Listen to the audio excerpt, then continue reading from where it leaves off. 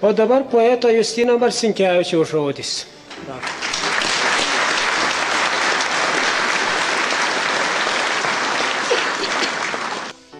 Sunkiai ir iš toli ėjome į 1918 m. vasario 16.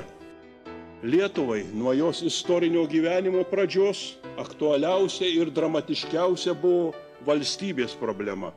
Tas kelias, kuriuo ji klupdama ir klupdoma, kildama ir keldama, eina ir eina paskui širdies ir kraujo šauksmą, deklaruodama visiems, kas ją girdi, savarankiško, laisvo, teisingo gyvenimo principus. Vasario 16-osios šventė tai didžiausios bendražmogiškos vertybės, laisvės šventė. Kad būčiau laisvas, kito laisvei aš aukoju savo laisvės dalį.